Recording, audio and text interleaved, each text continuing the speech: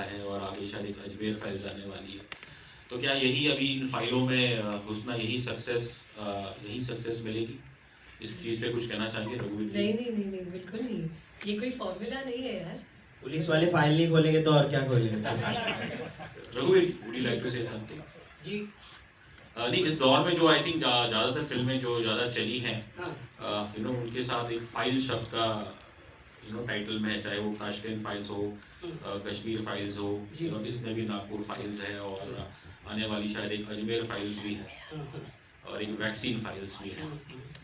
तो क्या है कि जो चीज़ बड़ी ईमानदारी से, बड़ी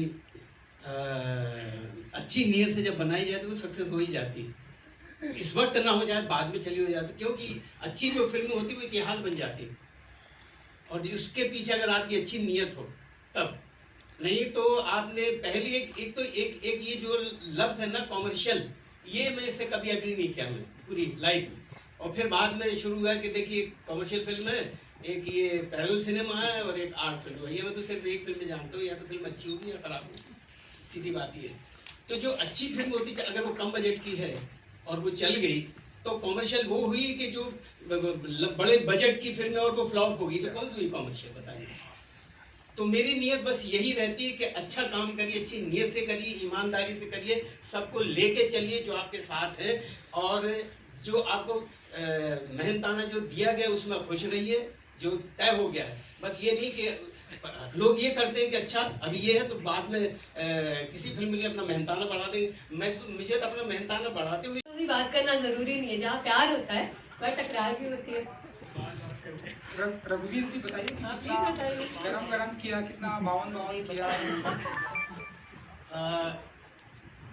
क्या है कि जब भी मैं कोई रोल करता हूँ, किसी नए कैरेक्टर को, किरदार को, तो हमेशा एक बार मुड़ के देख लेता हूँ पीछे कि कोई इससे ताल्लुक है। मैंने मुड़ के देखा तो मुझे इसकी जगह मुझे अपनी माँ याद आ गई। बाकी सच कर, वो इसी तरह मारती थी, इसी तरह डांटती थी। कब डांटती थी, और वो अगर हम गिर पड़ते थे तो चोट लगती थी, तो माँ सबसे पहले थप्पड़ मारती थी, क्योंकि वो सारी तकलीफ अपने ऊपर ले लेती है। ये अक्सर मध्य प्रदेश में है, मैंने देखा माँ इसी तरह करती है। बच्चा ऊपर से गिर गया तो पहले उसको थप्पड़ मारी, फिर गले लगाती, पहले उसको और मार देती, और चाटा मार देती, जड़ देती कि अभी चोट लगी, अभी एक और ले। तो वहां से वो शिफ्ट हो जाता, फिर हम उस वक्त चुप हो जाते थे। तो बस यही मुझे अपनी माँ याद आ गई कि भैया ये तो बिल्कुल वैसे ही है, ये मारना, पीटना, डांटना, उसी तरह सब चल रहा था सिलसिला।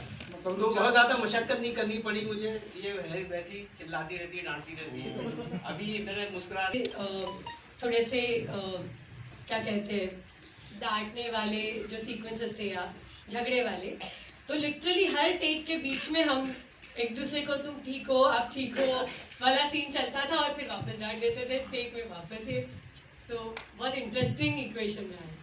रघुवीर सर ने अपने ट्विटर के थ्रू यहाँ के दो बंदों को बचाया है, मिलाया अपने परिवार से, जो हिमाचल में बाढ़ हुआ है। तो कितना अच्छा पहल है, और अच्छा अभिनय के साथ साथ सामाजिक जिम्मेदारी उठाना कितना जरूरी होता है कलाकार को। तो हुजूर सही है, सामाजिक जिम्मेदारी उठा रहा हूँ मैं, जो काम कर रहा हूँ वही है, सामाजिक जिम्मेदारी ही है। जिस तरह के कैरेक्टर्स जो मैं कभी वो जो जिसको कमर्शियल लफ्ज कहते हैं उस तरफ कभी नहीं गया। तो मैं ये जिम्मेदारी उठा रहा हूँ कि मैं उस तरफ नहीं जाऊँगा कि जो मुझे खुद को अच्छा न लगे। अगर मुझे करते हुए खुद को अच्छा नहीं लगा तो मेरी ऑडियंस को भी अच्छा नहीं लगे। तो मैं उसका ख्याल करके मैं आपको एक किस्सा बता दूँ कि मैंने बड़ी ख़राब फिल्म की, बहुत ख़राब फिल्म थी, वो रिलीज़ हो गई कमबख्त फिल्म। तो जब रिलीज़ हुई तो उसके बाद एक कोई फंक्शन में मुझे बुलाया गया, तो मैं वहाँ गया, और उसके बाद वो जो ले गए थे मुझे, और ऑर्गेनाइजर जो थे वो ले गए, और फिर स्टेज पे कोई भाषण वाजी हुई और उतर के। प्रेक्षा शर्मा जो हमारा कैरेक्टर है वो बहुत इंसान है, लाइक वो शी इज़ वेरी ह्यूमन। उसमें वो मिस्टेक्स करती है, वो इम्पल्सिवली बिहेव करती है, और वो करेक्ट नहीं है, वो कूल है। So that was his brief. Also he help me, मतलब एक नागपुर पुलिस स्टेशन में, उनके स्टेशन में जाके रोज़ पढ़ाई करती थी मैं, पूरा दिन रात उनके साथ गाड़ी में घूमना, स्टेशन पे रहना, वो कैसे बात करते हैं, वो कैसे अलग अलग लोगों के साथ डील करते हैं, all of that. So physically there was preparation, mentally there was preparation, and सबसे डिफिकल्ट एंड सबसे इम्पोर्टेंट पार्ट वाज जो रेगुलर सेट पैटर्न है दिमाग में कि कॉप्स ऐसे होते हैं, ऐसे स्क्रीन पे दिखते हैं, वो ब्रेक करना. सो या गुड. एंड डायरेक्टर साहब फिल्म में बैकग्राउंड म्यूजिक हमको बड़ा अच्छा लगा. Thanks Uday.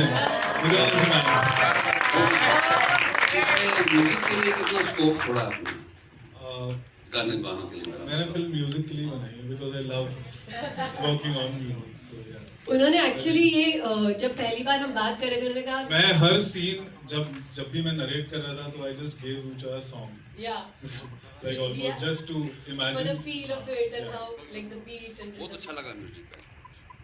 Yeah, Pratik. Over to your left.